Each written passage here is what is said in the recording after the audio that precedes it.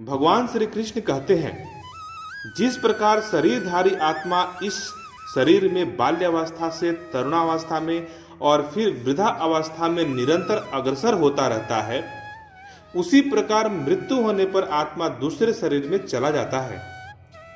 धीर व्यक्ति ऐसे परिवर्तन से मोह को प्राप्त नहीं होता है। अर्थात प्रत्येक जीव का एक विशिष्ट आत्मा है। वह प्रति क्षण अपना शरीर बदलता रहता है, कभी बालक के रूप में, कभी युवा तथा कभी वृद्ध पुरुष के रूप में। तो भी आत्मा वही रहता है, उसमें कोई परिवर्तन नहीं होता। वह विशिष्ट आत्मा मृत्यु पर भी अंतोगत्वा एक शरीर बदलकर दूसरे शरीर में दुहांतरण कर जाता है। और चूंकि अगले जन्म में इसको शरीर मिलना संभव है, अवश्य संभव है, चाहे वह शरीर आध्यात्मिक हो या भौतिक। अतः अर्जुन के लिए न तो भीष्म न ही द्रोण के लिए शोक करने का कोई कारण था, अपितु उसे प्रसन्न होना चाहिए था कि वे अपने पुराने शरीर को बदलकर नए शरीर ग्रहण करेंगे और इस तरह वे नई शक्ति प्राप्त करेंगे।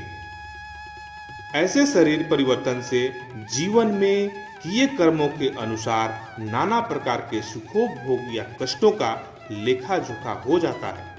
चूंकि भीष्म या द्रोण साधु पुरुष थे, इसलिए अगले जन्म में उन्हें आध्यात्मिक शरीर प्राप्त होंगे, नहीं तो कम से कम उन्हें स्वर्ग में भोग करने के अनुरूप शरीर प्राप्त होंगे। अतः दोनों ही दशाओं में शोक का कोई कारण नहीं बनता। जिस मनुष्य को विशिष्ट आत्मा, परमात्मा तथा भौतिक और आध्यात्मिक प्राकृतिक का पूर्ण ज्ञान होता है, वह धीर कहलाता है। ऐसे मनुष्य कभी भी शरीर परिवर्तन द्वारा ठगा नहीं जाता। आत्मा के एकात्मवाद या मायावादी सिद्धांत मान्य नहीं हो सकता। आत्मा के एकात्मवाद या मायावादी सिद्धांत मान्य नहीं हो सकता, क्योंकि आत्मा के इस प्रकार विखंडन से परमेश्वर विखंडनीय या परिवर्तनशील हो जाएगा, तो परमात्मा के अपरिवर्तनीय होने के सिद्धांत के विरुद्ध होगा। गीता में पुष्टि हुई है कि परमात्मा के खंडों का शाश्वत अस्तित्व है, जिन्हें क्षर कहा जाता है। अर्थात उनमें भौतिक प्रकृति में गिरने की प्रवृत्ति होती है। ये भिन्न अंश नित्य भिन्न रहते हैं, यहाँ तक कि मुक्ति के बाद भी विशिष्ट आत्मा जैसे का तैसा भिन्न अंश बना रहता है, किंतु एक बार मुक्त होने पर वह श्री भगवान के साथ सच्चिदानंद रूप में रहता है। भगवान श्री कृष्ण अर्जुन से कहते हैं, हे अर्जुन, हे कुंती पुत्र, सुख तथा दुख का क्षणिक उदय तथा कालक्रम में उनका अंतर्ध्यान होना सर्दी तथा गर्मी की ऋतुओं के आने जाने के समान है। हे भारतवंशी, वे इंद्रिय बोध से उत्पन्न होते हैं और मनुष्य को चाहिए कि अविचल भाव से उनको सहन करना सीखे। अर्थात कर्तव्य निर्वाह करते हुए मनुष्य को सुख तथा दुख के क्षणिक आने जाने को सहन करने का अभ्यास करना चाहिए। वैदिक आदेशानुसार मनुष्य को माघ के मास में भी प्रातः काल स्नान करना चाहिए। उस समय अत्यधिक ठंड पड़ती है, किंतु जो धार्मिक नियमों का पालन करने वाला है वह स्नान करने में तनिक भी हिचकता नहीं है। इसी प्रकार एक गृहिणी भीषण से भीषण गर्मी के ऋतु में भी भोजन पकाने में हिचकिचाती नहीं है। जलवायु संबंधित असुविधाएं होते हुए भी मनुष्य को अपना कर्तव्य निर्वहन करना चाहिए। इस प्रकार युद्ध करना क्षत्रिय का धर्म है, अतः उसे अपने किसी मित्र या परिजन से अगर युद्ध करना पड़े तो बिल्कुल हिचकिचाना नहीं चाहिए। उसे अपने धर्म से विचलित नहीं होना चाहिए। मनुष्य को ज्ञान प्राप्त करने के लिए धर्म के विविध विधान पालन होता है, क्योंकि ज्ञान तथा भक्ति से ही मनुष्य अपने आप को माया के बंधनों से छुटकारा पा सकता है। भगवान श्री कृष्ण अर्जुन से कहते हैं, हे पुरुष श्रेष्ठ, जो पुरुष सुख या दुख में विचलित नहीं होता है और इन दोनों ही परिस्थितियों में समभाव रहता है, एक समान रहता है, वह निश्चित रूप से मुक्ति के योग्य होता है। अर्थात जो व्यक्ति साक्षात्कार की उच्च अवस्था प्राप्त करने के लिए दृढ़ प्रतिज्ञ है और सुख तथा दुख के प्रहारों को समभाव मतलब एक भाव से एक समान सह सकता है, वह निश्चित ही मुक्ति के योग्य है। वर्ण श्रम धर्म में चौथी अवस्था अर्थात संन्यास धर्म कष्ट साध्य अवस्था है, किंतु जो अपने जीवन को सचमुच पूर्ण बनाना चाहता है वह समस्त कठिनाइयों के होते हुए भी संन्यास आश्रम अवश्य ग्रहण करता है। ये कठिनाइयां पारिवारिक संबंधित विच्छेद करने तथा पत्नी और संतान में संबंध तोड़ने के कारण उत्पन्न होती है, किंतु यदि कोई इन कठिनाइयों को सह लेता है तो उनके आत्म साक्षात्कार का पथ निष्कंटक हो जाता है। अतः अर्जुन को क्षत्रिय धर्म निर्वाह में दृढ़ रहने के लिए कहा जा रहा है। भले ही स्वजनों या अन्य परिजनों व्यक्तियों के साथ युद्ध करना कितना ही दुष्कार्य क्यों न लग रहा हो, परंतु भगवान चैतन्य ने 24 वर्ष की अवस्था में ही संन्यास ग्रहण कर लिया था।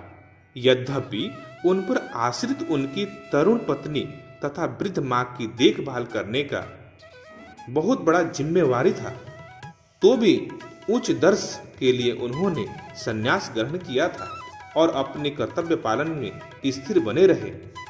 भाव बंधन से मुक्ति पाने का यही एकमात्र उपाय है।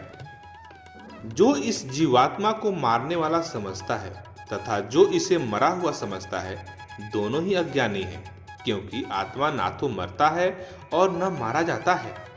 अर्थात जब देहधारी जीव को किसी घातक हथियार से आघात पहुंचाया जाता है तो वह समझ लेना चाहिए कि शरीर के भीतर जीवात्मा मरा नहीं। आत्मा इतना सूक्ष्म है कि इसे किसी तरह के भौतिक हथियार से मारना असंभव है। आत्मा के लिए किसी भी काल में न तो जन्म है न मृत्यु। वह न तो कभी जन्मा है, न जन्म लेता है और न जन्म लेगा। वह अजन्म्य है, नित्य शाश्वत तथा पुरातन है। शरीर के मर जाने पर भी आत्मा नहीं मरता। अर्थात गुणात्मक दृष्टि से परमात्मा का अणु अंश परम से अभिन्न है। वह शरीर की भांति विकारी नहीं है। कभी कभी आत्मा को अस्थाई या कुटस्थ कहा जाता है। शरीर में 6 प्रकार का रूपांतरण होता है। वह माता के गर्भ से जन्म लेता है, कुछ काल तक रहता है, बढ़ता है, कुछ परिणाम उत्पन्न करता है, फिर धीरे धीरे क्षीण हो जाता है और अंत में समाप्त हो जाता है। किंतु आत्मा में ऐसा परिवर्तन नहीं होता। आत्मा अजन्मा है, किंतु चूंकि वह भौतिक शरीर धारण करता है, अतः शरीर जन्म लेता है। आत्मा ना तो जन्म लेता है ना मरता है।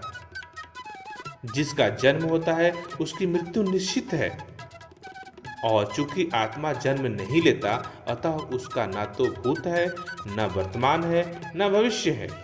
वह नित्य शाश्वत तथा सनातन है, अर्थात उसके जन्म लेने का कोई इतिहास नहीं। हम शरीर के प्रभाव में आकर आत्मा के जन्म मरण आदि का इतिहास खोजते हैं।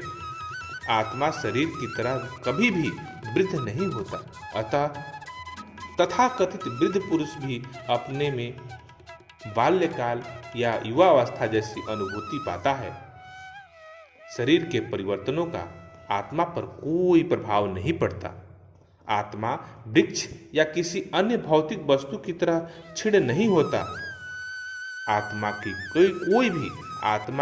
कोई भी उपसृष्टि नहीं होती। भगवान श्री कृष्ण अर्जुन से कहते हैं, हे पार्थ, जो व्यक्ति यह जानता है कि आत्मा अविनाशी, अजन्मा, शाश्वत तथा अव्यय है, वह भला किसी को कैसे मार सकता है या मरवा सकता है। अर्थात प्रत्येक वस्तु की एक समुचित उपयोगिता होती है, और जो ज्ञानी होते हैं वह जानता है कि किस वस्तु का कहाँ और किस प्रकार से प्रयोग किया जाए। इसी प्रकार से हिंसा की भी अपनी उपयोगिता है, और उसका उपयोग इसे जानने वाले पर निर्भर करता है। यद्यपि हत्या करने वाले व्यक्ति को न्याय संहिता के अनुसार प्राणदंड दिया जाता है, किंतु न्यायाधीश को भी दोषी नहीं ठहराया जा सकता। क्योंकि वह न्याय संहिता के अनुसार ही दूसरे व्यक्ति पर हिंसा किए जाने का आदेश देता है। मनुष्य के विधि ग्रंथ मनु संहिता में इसका समर्थन किया गया है कि हत्यारे को प्राण दंड देना चाहिए, जिससे उसे अगले जीवन में अपने पाप कर्म भोगना न पड़े। अतः राजा द्वारा हत्यारे को फांसी या दंड एक प्रकार से लाभप्रद है। इसी प्रकार जब कृष्ण युद्ध करने का आदेश देते हैं तो यह समझना चाहिए कि यह हिंसा परम न्याय के लिए है, और इस तरह अर्जुन को इस आदेश का पालन यह समझकर करना चाहिए कि श्री कृष्ण के लिए किया गया युद्ध हिंसा नहीं, क्योंकि मनुष्य या दूसरे शब्दों में आत्मा को मारा नहीं जा सकता। अतः न्याय के हेतु तथाकथित हिंसा को अनुमति दी गई है।